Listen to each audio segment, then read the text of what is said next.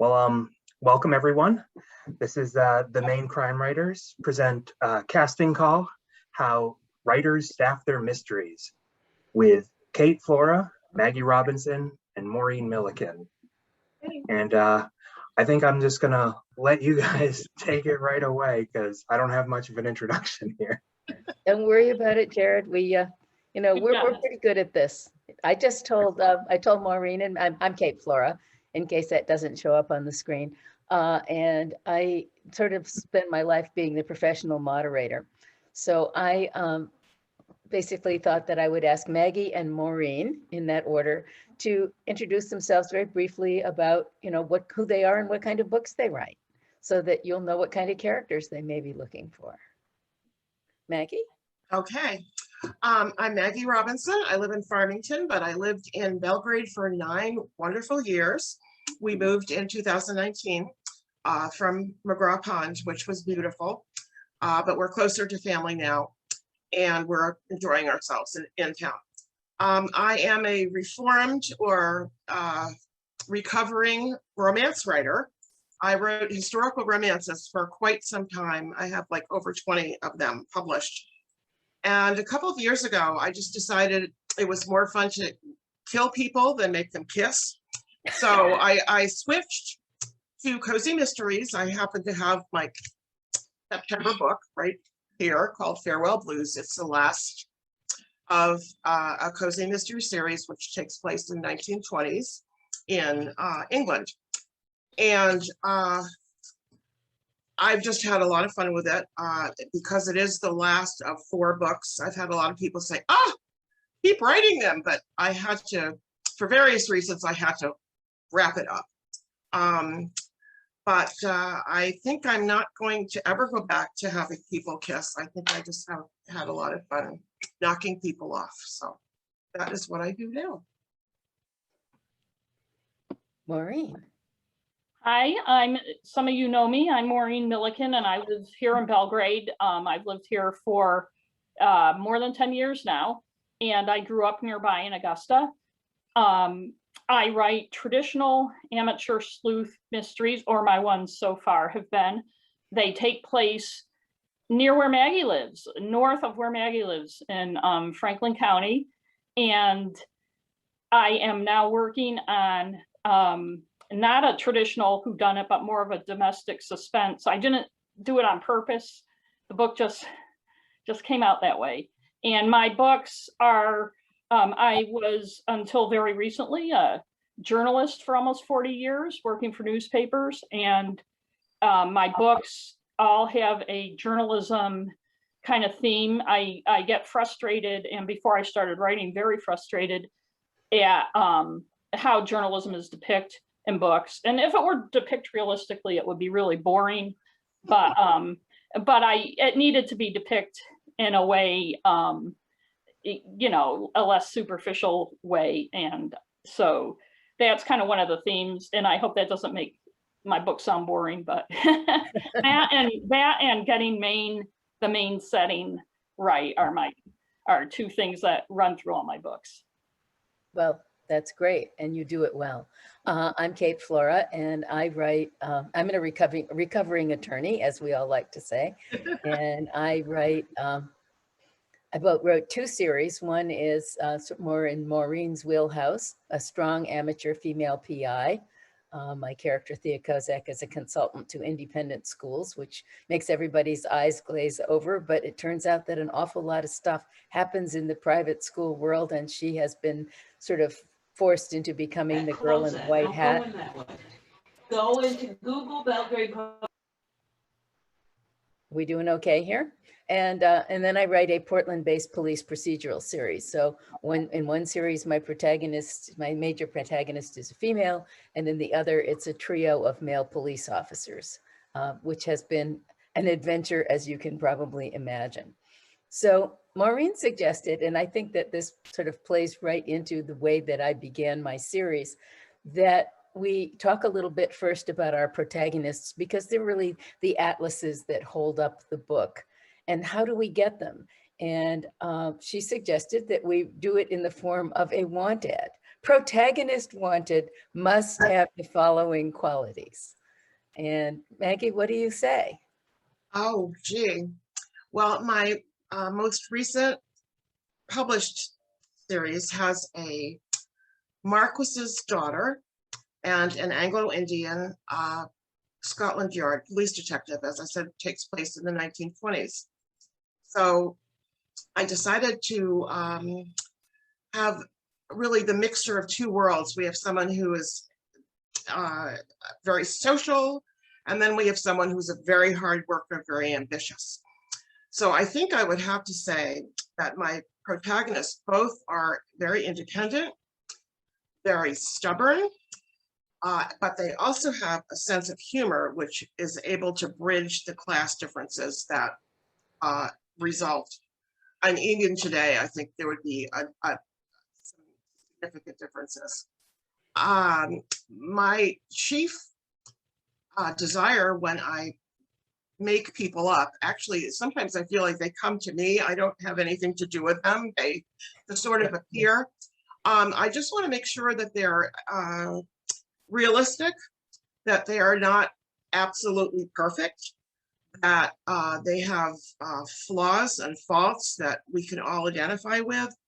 And I have to confess that most of my heroines are kind of like me, only 50 pounds lighter and a lot cuter, so I think humor is really probably the thing that I look for the most in creating people. And if someone is not fun for me, I don't want to write about them. So that's basically it. So the one ad would cost a lot of money with all those words. That's all I know. Well, it's funny. It's funny, Maggie, that you say the one ad would cost a lot of money with all those words, because I was thinking about this and thinking if anyone's looked through job ads lately, some of them just go on and on and on, and it's like you're never going to find this person. What is this that you're looking for? Because with an entry-level salary, they want to. Yeah, exactly. And so. And I was thinking that kind of aligns with when I first began writing books. I knew what kind of protagonist I wanted to have in general terms. And it's almost like what I didn't want the person to be, although want ads that say don't be this are kind of a turnoff. But I was tired of reading books with female protagonists who, were thin and glamorous and could like shoot perfectly and cure cancer and do math problems, and their flaws were things like they can't bake a souffle as well as they'd like or something like that. So I definitely wanted a female protagonist, more relatable to people, more obviously she's going to get into scrapes and is going to have to get out of them, unlike normal people do. But like Maggie, humor is a big part of what I look for. I hate reading humorless books where everybody is just so deadly, and deadly meaning serious, not dead. Because we have to kill them. They have to be dead. Right. But relatable, funny. With a strong moral compass, although that it may not be obvious to everybody, were kind of general things. And then the specifics kind of come, you look at job ads and you say, whatever happened to wanting somebody who has these good general characteristics and can learn the job, can learn instead of being this total mold. And that's kind of how I went into when I created my first protagonist, Bernadette Bernie O'Day, is I had these general ideas about her. And then as I formed the ideas for the books and the themes and how the book was going to go, I narrowed down on the more specific qualities. Sounds right. So I actually, always joke about having created a personals ad for Thea Kozak, because I had a story which was based on a Ann Landers column where, a girl had gone searching for her birth parents and was very depressed by what she found. And so I was going to send someone searching for birth parents, but in my book, she ends up dead. And so I needed somebody who cared enough about that to become the protagonist. And that was Thea, who was the older sister who had been sort of half raising her little sister since she was adopted. And so, but we have to have a certain number of characteristics for our heroines, our protagonists, in order for them to be able to solve a crime. And depending on the type of crime, you might ask, what kinds of strengths, what kind of characteristics does the person have? And I needed somebody who had, who wouldn't take no for an answer. My protagonist was definitely inspired by what I call the Nancy Drew comes of age. The women around me who were just a little bit ahead, who were writing strong women, who didn't have some hunky guy jump out of the closet and say, I'll save you. I wanted them to be able to save themselves. And so that's Thea. Thea can save herself. She, we have to give them flaws. So Thea has the problem of being perhaps a little bit too stubborn and a little too certain that she's right, and a little too unwilling to back down in the face of scary people. As her mother, as I write these things, I sometimes find myself wringing my hands and saying, oh no, Thea, don't do that, even though I'm supposedly in charge. Because in fact, as I think Maggie said, our characters come to us. We sort of set the thing in motion, but the characters pretty well take on lives of their own, and they often do surprising things. I used to think that was just crazy when I heard people say that, but now I vouch for it entirely. If I want, my husband is a very stubborn man, and one of the reasons I started to write was I wanted to be able to create a hero who would do what I wanted. Well, even the fictional heroes are not as cooperative as they could be. And I really find that if I'm writing something, I all of a sudden realize it just is not working. My character will not put up with it. So I have to shift and do something that I didn't think of it to begin with, but the character's right. And I do feel it, I could be, locked away for that. But I think you all understand that characters just have a mind of their own sometimes. And you just have to respect where they're going. Absolutely. Absolutely. Maureen, you're muted over there. Well, I try to mute when other people are talking. As someone who's spent millions and millions of hours on Zoom over the past year and a half, I've learned the little tricks. And but if you would like me to say something, I don't. Okay, so there are basically, and we can come back to this and revisit our protagonists, but there are basically sort of a small number of people who have to be in the books. And then there are the people who can be in the books. The people who have to be in the books obviously are a protagonist or team of protagonists, and there has to be a victim. So, and there has to be a bad guy, that is a killer. And then there have to be other suspects who might be the killers who had reasons to want that person dead. And then there's the rest of the world, really, that we can sort of throw in there. Bad guys, Maureen, talk about bad guys a little bit. Oh, bad guys. Well, you can't have a mystery without the bad guys. It's funny, people frequently say to me, oh, if I make you mad, are you going to kill me off in one of your books? I say, no, if I make you mad, I'm going to make you a jerk in one of my books. And it's probably an obvious thing to say, but bad guys have to be nuanced enough so the reader doesn't know from page 3 who the murderer is, which means in theory that you have to have a lot of bad guys, or you have to make your bad guys seem not as bad as they are. And as simplistic as that sounds, it's a fine line to walk. And you also have to, and I was thinking of this while watching, I've been binge watching the BBC show Endeavour, which is the pre-Inspector Morse prequel.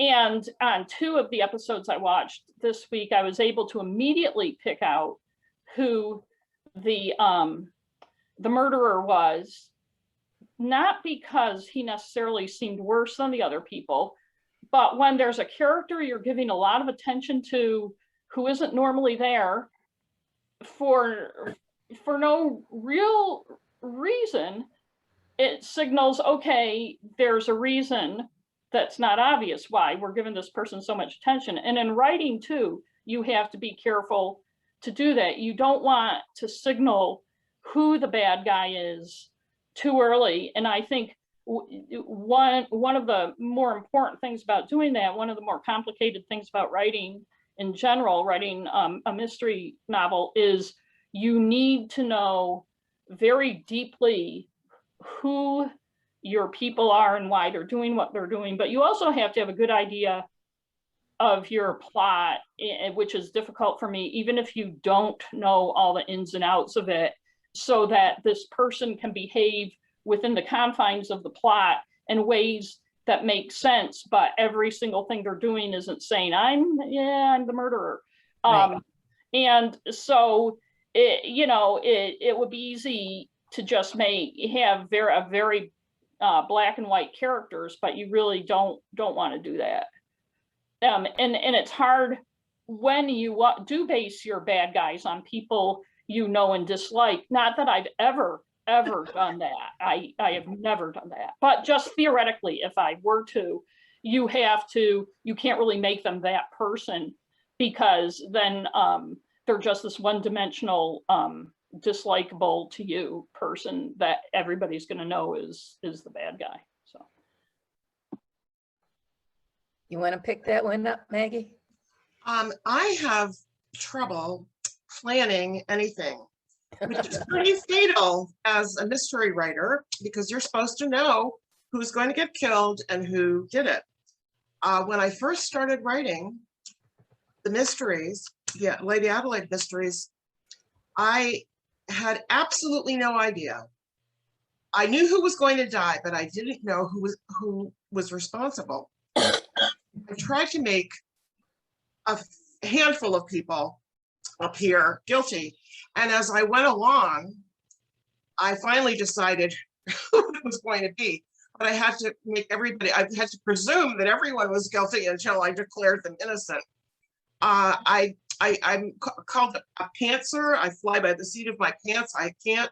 All these wonderful writers who do outlines and sticky notes and all these charts, I just can't do that. I just sort of sit down and things sort of happen, usually, maybe, sometimes. So that, again, as Maureen said, you don't want to have all the red arrows pointing to the bad person. So you have to make sure that there are some other people who could conceivably have done the bad deed. I find that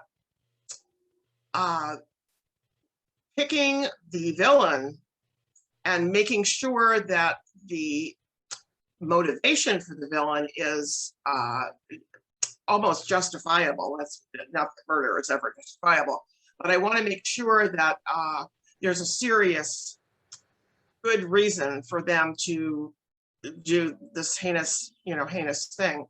I also find if you're writing a series and you're going to be living with these people for who knows how many years. I think a lot of mystery readers expect a series to go on, forever, which is great. So you have to make sure that you're picking people that you can live with, and also you're picking people that can be useful in the discovery of everything. You want your minor characters and your secondary characters to be able to be strong enough and be independent enough, but also to be kind of backup for your hero and your heroine if you've got both, which in my books I do. So you really have to make sure that these people are useful to you, because you never know when you're going to have to drag them out and make them do something they had no intention of doing to begin with. Right. And can I just add on something Maggie said, an interesting point she made about the reason the bad guy kills the person, that that's I think why I'm not really interested in books where the plot is a drug cartel or a mafia or something, because the reasons they kill are so obvious. It's right out there, and I like the kind of psychological workings of people, even if the reason they kill may not be a good reason to us, but that reason is why they did it, and it has to be for more than just a drug deal gone bad or something. I find it all very boring. Right. Right. Well, I think that one of the things that I am not quite a pantser, and I'm definitely not a plotter, and even though I will tell any beginning author that they should be very careful to have the character book or the character log diary, so that when you're going to use a character over and over, you record all these significant details in book 1, so you don't have to go back and read book 1 when you're working on book 10, as I currently am. And make sure that the characters' eyes are still the same, and that their mothers and fathers' names are still the same, and they still like to eat the same things, unless you've shown how they started to hate it. But before I write a book, I cook. I carry the book around in my head, and I sort of work it and work it and work it, so that before I sit down to write, most of the time, I know I know who my detective's going to be, because that's the series character. But I know who was killed, why they were killed, the details of the crime scene, who killed them, and who else wanted them dead and why. But when I first started writing, I had no idea how important psychology was going to turn out to be. That understanding our character's psychology, both, the protagonist, why are they driven to solve mysteries? What is it in their character that makes them need to be, the person who helps or fixes or is curious about? And then about the bad guys, they don't think they're bad. We have this funny saying in the mystery world, that when the bad guy brushes his teeth in the morning, he generally does not say, "Oh, I am so bad," because they believe that they are justified in doing what they've done, that they had to do it. And it's an interesting thing that in some books, the person who is killed, really, you the reader would probably sort of cheer and say, "Oh, good, that person deserved to die." And in other books, the person who has been killed as a child, and that's heartbreaking. And you want the bad guy caught in absolutely the worst way. But our job as writers is to drag you into the middle of that story, whether it's a sympathetic victim or an unsympathetic victim, and have you sort of leaning forward as you read, saying, "Oh, I think I've got it. Oops. Oh, I think I've got it. Oops," just to keep you turning the pages. We are very, very sneaky. So, you guys can jump in at any time, but anything else, or shall I move on to victims briefly? Victims. Okay. So, how do you choose your victim? Tell us about that. Maggie? Well, as you pointed out, some people just need killing.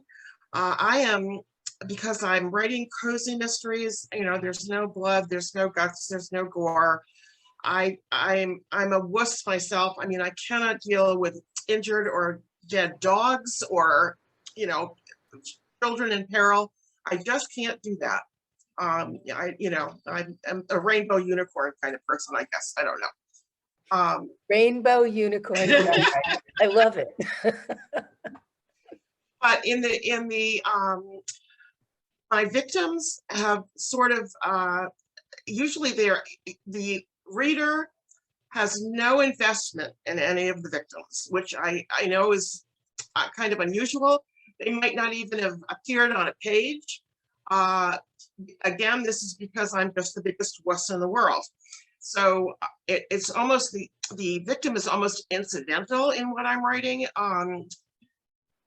You're really not supposed to feel, crushed or sad. I know that one particular series that I read, I had to stop reading it because the detective was the Inspector Lindley series, and I hope I'm not giving a spoiler here, but his wife gets murdered. And oh no, that's it for me. I just can't do it. So I was glad when she was. I just take the easy way out, and that's that. So the victim is really almost incidental.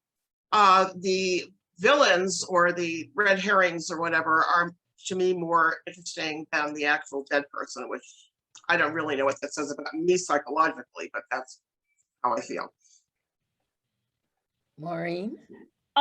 In some ways, I'm a little the same in that the victims, I know this is going to sound kind of cold-hearted or whatever, but the victims are there as a vehicle for the plot. To have a murder mystery, somebody has to be killed. And in all of my books, there's a victim at the beginning, so the reader hasn't really gotten to know them, although you do try, you should try over the course of a book to make that person more known to readers. You know, the person's already dead, so the readers aren't going to get a horrible shock. In at least one of my books, it's funny, it's so hard to remember now, somebody that I hope people liked at least a little bit gets killed partway through, and that does, I think, ramp up the emotional stakes for readers. And it's hard to do. I think it's hard for writers to do because these are people to them, and they don't want to kill somebody they know and like. It's easier to kill somebody that you haven't really developed that well as a character, although, like I said, you need to. On the Inspector Lindley series, I just want to make a point that kind of relates to this on that. And I don't really think it's a spoiler because that book came out quite a while ago. 12 or 15 years ago, so the freshness dates off of it. But I read it somewhere, this is a character who was in, I think, at least 10 or a dozen books before she was killed off. But I read somewhere that Elizabeth George, the author, said that when she created that character, it was her intention to at some point kill her, which I thought was very interesting, that you bring a character arc through that many books and kill her off. But and I know that a lot of people like you, Maggie, were upset and stopped reading the series. But I felt it helped. This is gonna sound bad. It helped kind of freshen up a series that had been going on for some time. But it also added a lot of new dimensions to relationships in the series and to how people reacted, and new emotional levels that carried through subsequent books. So I think it was a bold move on her part, but a good move. But I don't think you can really do that as an author unless you're at the level Elizabeth George is. She's also at the level where she can write 900-page books, and I can't wait. I would love to be at that level too, because I love to read them. And but I think that because you're taking such a risk with readers, because let's face it, most victims in our books are as poignant as their death may be, are not people who the reader has invested much emotion in or much time in. Well, I think I'm in a completely different place. The first of my Thea Kozak books was a victim who was, my protagonist's little sister. And so, the whole relationship that she'd invested, what she learned about her sister's life after her sister had grown up and left home, all of that was really very powerful emotionally, but it was there as the driver for making her a protagonist. She need, when you do it, I think when you do amateur investigators, you need to make sure that you give plausible reasons why your investigator is involved. And I'll come back to you, Maggie, and ask how your characters get involved in solving mysteries. But for Thea, it's really, first it was the big sister, and then it was her college roommate's mother, and then it began to move into the world of her job. Wow, she's dangerous to be around, isn't she? She's very dangerous, but I was really trying to avoid, because I gave her the job at private schools where she has lots of geographical mobility. I was trying to avoid what we in the business like to call Cabot Cove syndrome, where you would never invite Jessica Fletcher to dinner because somebody at your house would die. So you try to kind of avoid that a little bit. But, with the cop books, with police procedurals, solving mysteries is part of the job. And so there I've got more play toward, sometimes the person who's killed can be a really unlikable stinker. And sometimes the person who has been killed can, be somebody that you really get attached to as a reader. One of the books involved a Vietnam vet who'd never been the same. And he was like Burgess's best friend. And Burgess spent, years trying to patch him back together, but he still, kept falling apart. And so he was the guy you see walking around the streets, pushing the shopping cart full of returnable cans and bottles. And he was called Reggie the Can Man. And Reggie, and the book is called Redemption, which, is a play. And people have told me, who've read that book, told me since, that they now see those people, those, sad men on the street pushing their shopping carts in a completely different way, because I gave them a character who had a story and it mattered. But, it's whatever works for the kind of story we're writing. I mean, Bernie, it's Bernie, right, Maureen?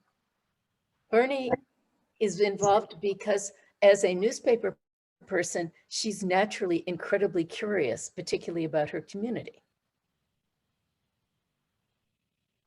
Yes, she is. And but we do have a little bit of Cabot Cove syndrome going on in that town, but it can't be helped. People just have to go with it. And in fact, I kind of play on that a little, that after the first book, a Dateline type show came up and did a documentary about the town, calling it Murder Town USA or something like that, and that caused some problems. But it's neither here nor there. But she not only is she involved because of that type of thing and her innate curiosity, and also her unwillingness to just accept the party line on things that she feels are more important to look into. But also the police chief, who wasn't really gonna when I first started writing the books, has become a co-protagonist. And so they're not police procedurals, and the books are more driven by what she does. But it helps, even though it's a small town, it helps to have the police chief there, kind of finding bodies. He doesn't really find the bodies that I can think, but you have to, sometimes I think it feel as a writer that you're kind of making, it's not real life. So you have to hope readers are going to come along with you on why the people are involved in a murder. You have to give them good enough reasons, but they're not necessarily reasons that would happen to you and me in real life. But in the world of fiction, where this is happening in this fictional town, you have to be able to sell it on that level. And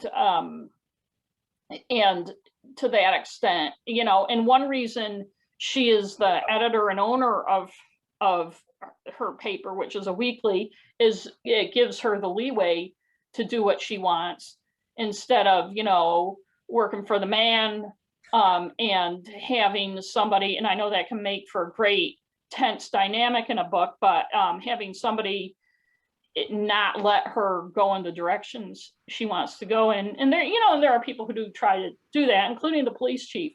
So you still have that. But she needs to be able to say, you know, this death, I'm going to poke around because I just don't buy it.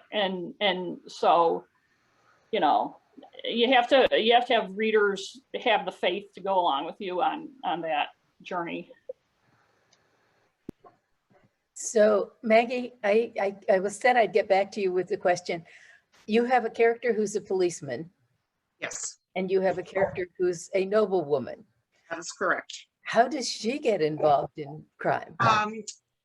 She gets involved because the people that I have killed off are in a high social strata in Great Britain. And she has contacts and is able to go where the plods from Scotland Yard cannot go.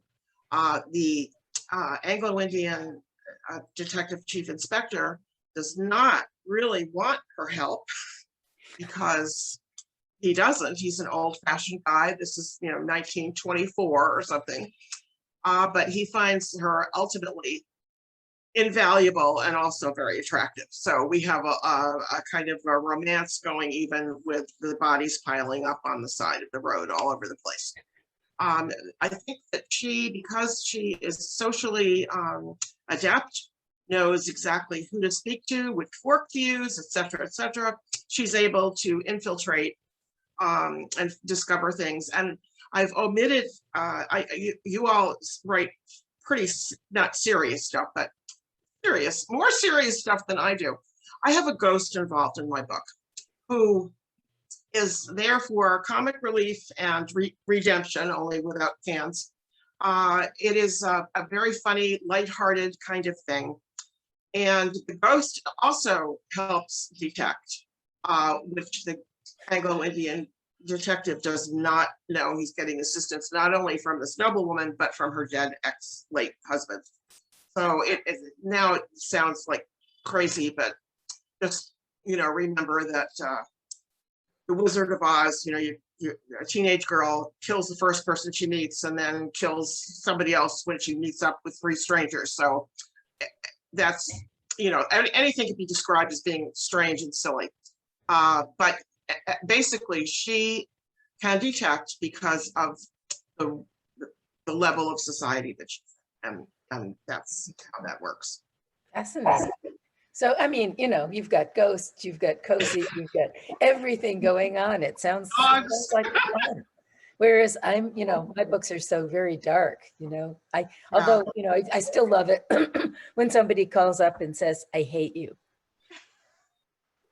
Because the next thing that they're likely to say is because I was up until 2 o'clock in the morning reading your book, because we're always trying to make sure that we're doing that to people. It's part of our job. So secondary characters, and they can be, I was actually trying to make a chart behind me, but it doesn't come out and I can't move it close enough. But basically other characters who serve as friends, witnesses, information passers, liars, other suspects, all of that. How do we weave them into the mix? And we'll ask Maureen first. Well, that's another fine line that you have to walk. You don't want to have so many that people get confused. So many secondary characters. One of my rules is that the more minor secondary characters have to appear. This is kind of a loose rule, but I try to have them appear at least 3 or 4 times so that readers will know who they are, if they're significant to the plot. If somebody's in there once, I usually don't even give them a name, because by giving a character a name, you're telling people that this is a character you need to pay attention to on some level.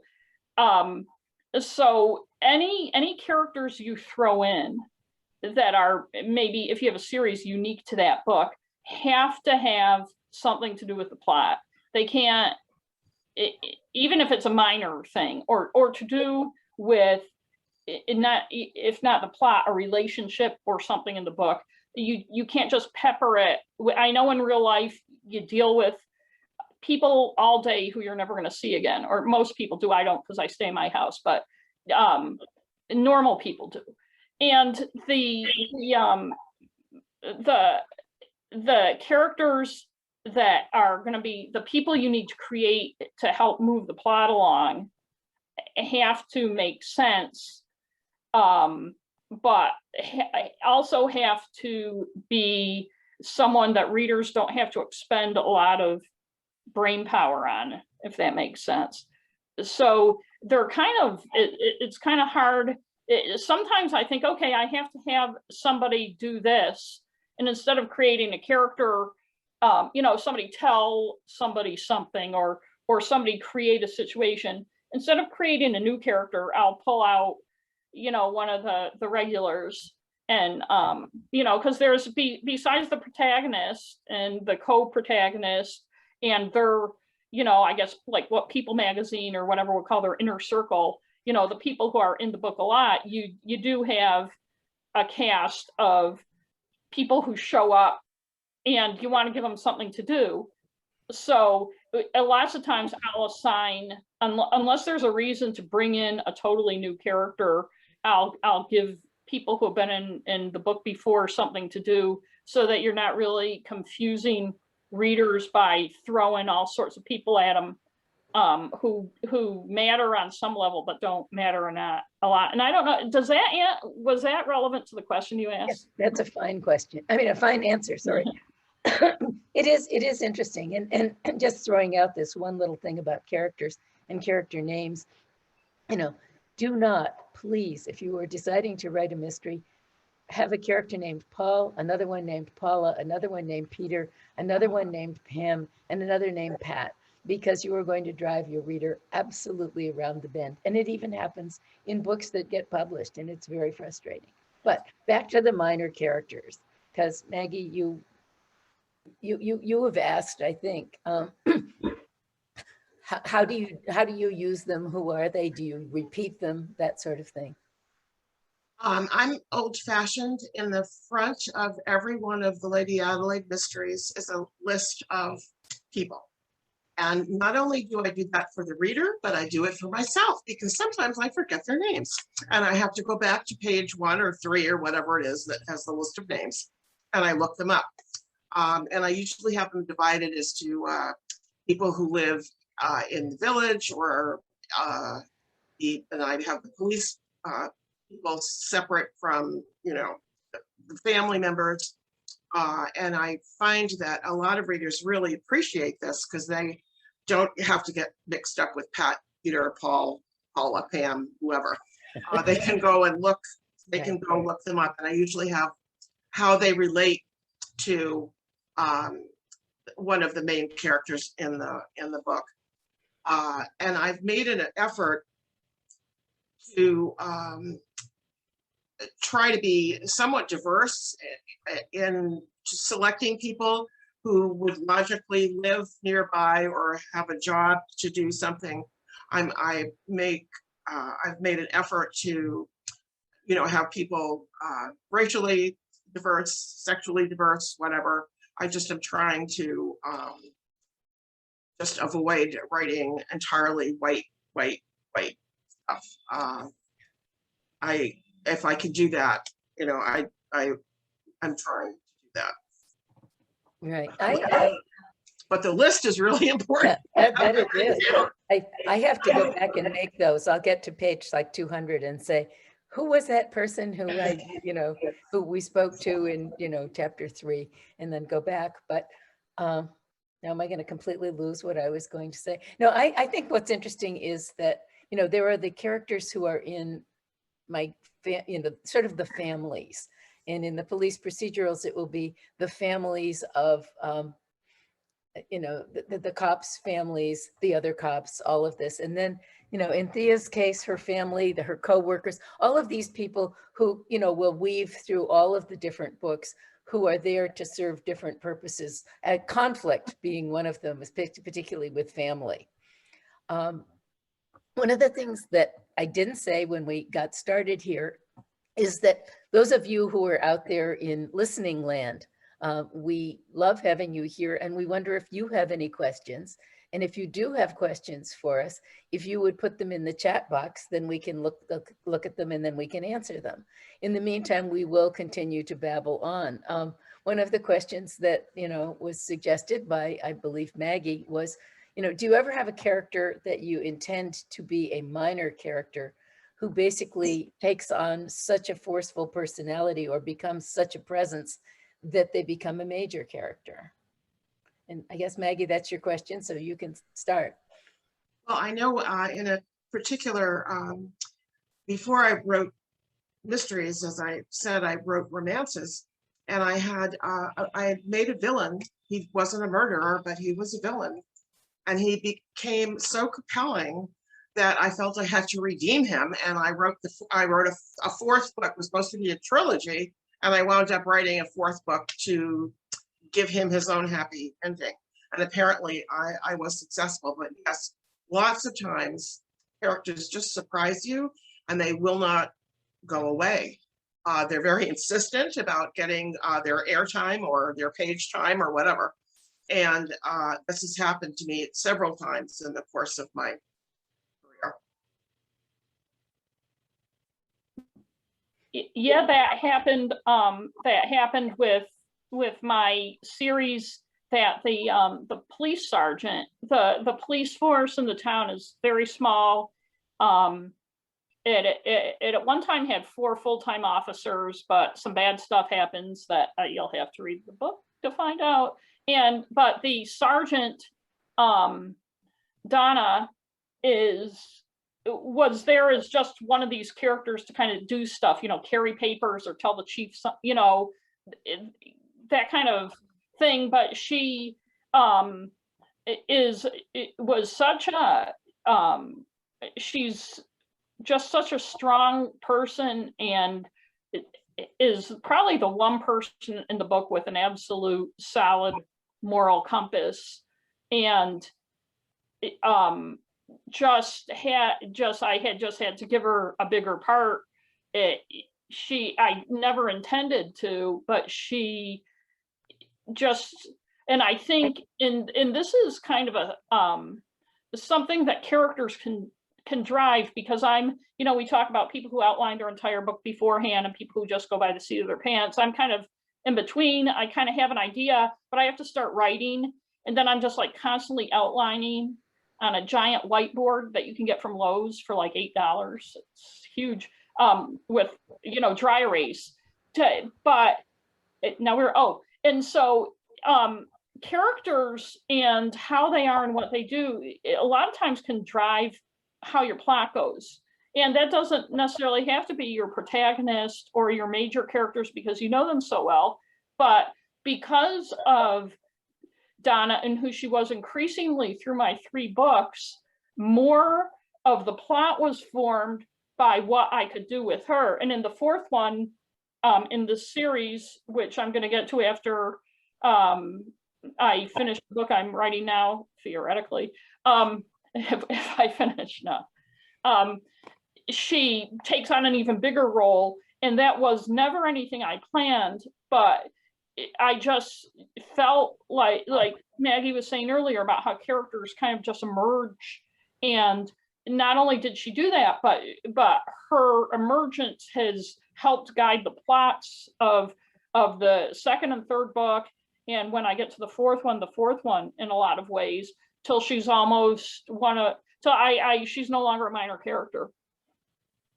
It is interesting that, as you write your character, particularly the protagonist, you begin to know more and more about them, so that it's like they say that when we do research, only 5%, the tip of the iceberg is what ends up in the book, but the rest of it informs the book.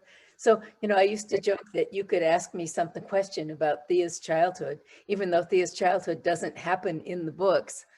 And I would be able to tell you that part of the reason that she's driven to be a rescuer, part of the reason she does this, part of the reason she does that, is her relationship with her family, her place in the birth order, her extremely difficult mother, and all of these things that, they peep into the books, but they're the things that are informing her. And, that when you go into her house before she married Andre the Neatnik, that there would be, you know, a pile of shoes under the chair and 2 half-drunk cups of coffee on the coffee table. And you'd know what music she was listening to when she got in the car, even if the music didn't generally play much of a role in the books. So, you know, somebody said, I guess it's Maggie who said that we have to write people that we can live with and that interest us. Because we're going to be spending a huge amount of time with them. And for me, when I wrote Joe Burgess, it was, you know, sort of the Joe Burgess, yeah, the Joe Burgess was an exercise in responding to something that some dumb person said at a book event once, which was, I've always wanted to write a book, and sometime when I have a free weekend, I'm going to write one. And so I just sat down one day on January 2nd and started to write. And I'm going to see how fast I can write this book. The weird thing was that I wrote 485 pages in 4.5 months. I couldn't speak after my workday because I was writing 12 hours a day. But when I finished the book and walked away from it thinking I was done, I was desperately sad and lonely because the only people I'd spent any time with for the last 4.5 months were the characters in my book. And I felt like they'd abandoned me and couldn't wait to get back to the next book.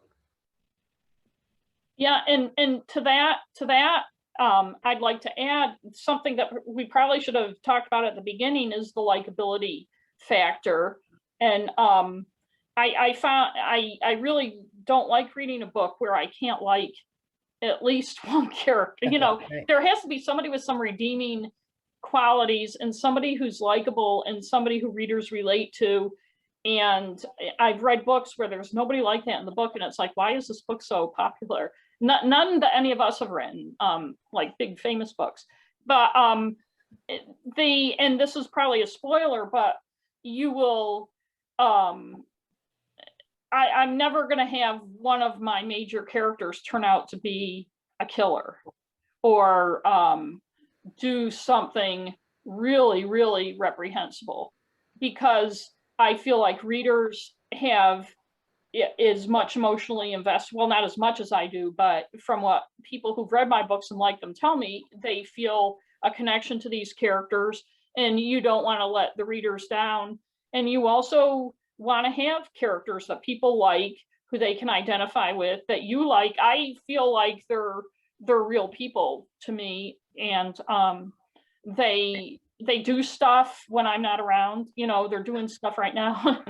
I got to catch up with them when I write the next book and see what's going on. And that may sound crazy, but it's but having characters who you, the writer has to have affection for their characters, and you want readers to have affection for them. And if that makes the book less edgy or whatever, I would rather it be less edgy and have characters who people can like and feel some friendship with when they read the book. I think there's a trend to write lately unreliable narrators, characters that are very gray, almost black, but very gray. So many of the contemporary thriller suspense things I've read lately, there's just nobody that I feel I can identify with. And I do find it disconcerting. I think that, you know, I'd like to like something about the characters, but I can't. You know, lots of times the characters, the lead characters, are the killers, and they get away with everything, and I guess that's okay, but it just makes me a little uncomfortable. So, but I definitely see that trend happening. Yeah, there's a huge trend that way, and I'm with you guys. I want to read a book where I care about somebody in the book, and if I'm on page 60 and I know something bad's going to happen to the protagonist, and I'm saying, well, good, it can't happen soon enough. I put the book down because that's not where I want to spend another bunch of hours. I think we're getting awfully close to our hour here, so. And you know, we've barely scratched the surface of the topic of how we create characters and so forth. But what else would you ladies like to add? I'd be interested in, Maggie and you, Kate's take on one of the questions I get asked almost every time I do an author talk, which is who would play your characters in a movie. And my feeling is I'm not a big fan. I always say nobody, because there's nobody like them, to have to come up with somebody. I try in my books to not go overboard physically describing people, because I know that readers have very powerful imaginations and they have a picture of who these people are. And I give little hints about hair color and size and stuff, and let people form their own opinions. So usually when people ask me that, I say, well, the more important question is, who you as a reader would have play them in a movie. But I'm interested in what you guys think about that. Maggie, you were ready to say something. Was I? Okay. I, like you, even though I'm a very visual person, I never would select an actor, and I don't have anybody in mind, a real human being in mind to become any of my characters. However, I do keep a Pinterest board, and because the series is set in the 1920s, and what I'm working on now is also set in the 1920s, I find a lot of actors or models or whatever from that time period that sort of inspire me, but they are not my people. My people are here and they don't exist on a physical plane for me. And I could never cast anything. I would be a failure as a casting person in Hollywood. I just can't do it. Well, I think there is a blog post somewhere in the historical archives of the Maine Crime Writers, where we all blog together, that I posted a whole bunch of pictures of actors and asked, who do you think should play Joe Burgess? Because like the rest of you, I can't do it. I don't know. I mean, Brian Dennehy comes closest, but he's too old and too big. Burgess is younger than that. He's still alive. But, the interesting thing is people do send me pictures of police officers and say, this is Joe Burgess, and I should put them on Pinterest. But I once followed a guy in Hannaford because I wanted to surreptitiously take his photo, but I didn't, because I just didn't have a good chance, who looked as much like my police chief as anybody I'd ever seen. And for a minute when I first saw him, I actually thought it was him. And then I remembered, oh no, wait, he's not a real person. And he'd be at the Hannaford in Farmington, not the one in Augusta. But so that was a little freaky, but I came out of it okay. Well, that's good. I did once find a picture in a magazine of Thea, and in a catalog, and I cut it out and I put it on my husband's desk, and he came home and he picked it up and said, "What's this?" And I said, "Oh, that's Thea." And he said, "No, it's not. She doesn't look anything like that." So on that note, I think we probably should see what Jared wants us to do. Is he going to reappear here magically? I don't see any questions in the chat box. Hello. Yeah, it doesn't look like we got any questions down there in the chat. Maybe. Oh, there is a question. We do have one. Do any of you ever see your characters in your dreams while sleeping? It's a great question. Yes. I often, plot the whole next day's work while I'm waking, in that hour before I wake up, and they do all kinds of things, and I clearly see them. The rest of you? Yeah, I dream about my books quite often. I also dream about what I see. If I'm streaming something on Hulu, I will go to bed and the people will appear in my dreams, and I'm thinking, wait a minute, just go away. And the same thing goes for what I read. I'm dreaming about the people that I read. So clearly I need to do better or take sleeping pills or something, because it's very disturbing sometimes. Sorry about that. Press the wrong button.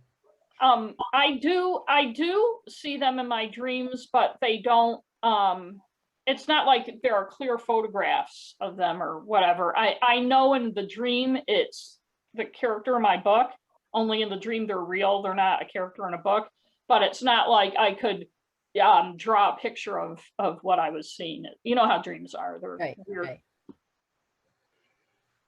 Okay, I think we're done. Are we done? I actually do have a real quick question. Sure. You were talking about bad guys earlier, and like in a mystery, it's hard to have a bad guy because if you focus on a character too much, it kind of becomes obvious. And I was wondering if any of you had any characters who you couldn't fit into the story because they were too obvious. No, I haven't had that problem. The rest of you? Oh, go ahead. I was going to say that when you're planning a book, you, in forming who the new characters are going to be, you know, I think one part of it is that I think people have an impression that characters are these fully formed, frequently totally based on somebody in real life beings, when actually they come together from all sorts of impressions and stuff. And when you're planning a book, at least when I'm planning a book, I shouldn't speak for other people, you know, part of developing the character is not making them obvious. I'm not sure if that answers the question. Okay. Yeah, pretty much. We have a couple of questions in the chat. One of them is we're still on the theme of villains, from John Clark, likable versus understandable for villains. And I think that's a really good, you know, qualifier. That sometimes that's what we, you know, what we're looking for is to explain why they behave the way they do. I see heads nodding. And the other is a question from somebody who says, do any of you have an example where your plans for the trajectory or plot of the book was changed because it didn't seem right for a character? Yes. Okay, go ahead.